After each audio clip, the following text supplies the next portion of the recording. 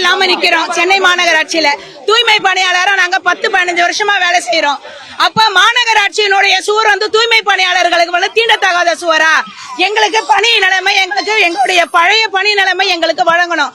நாங்க இன்னைக்கு மாநகராட்சி ஆணையரை பார்த்து எங்களுக்கு பழைய நிலைமையிலே எங்களுடைய பணியை கொடுங்கன்னு நாங்க கேட்கறதுக்காக வந்திருக்கிறோம். அத கூட எங்களை வந்து ஒடுக்குறாங்க.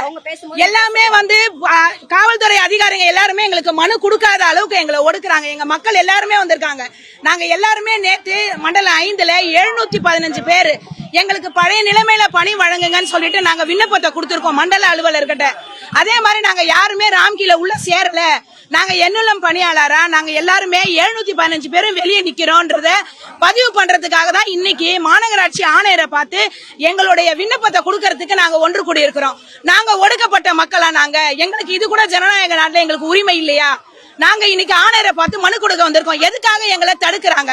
எங்களுக்கு ஜனநாயக நாட்டுல வாழ்றதுக்கு உரிமை இல்லையா? எங்களுடைய உரிமையை கேட்கறதுக்கு எங்களுக்கு உரிமை இல்லையா?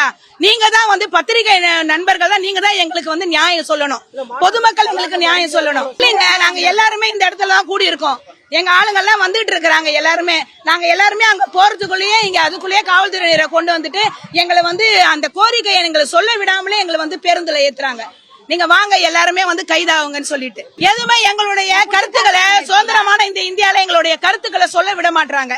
எங்களுக்கு ஜனநாயக உரிமையில எங்களுக்கு பேச்சுரிமை இருக்கு, எழுத்துரிமை இருக்கு, எல்லா சுதந்திரமும் இருக்கு.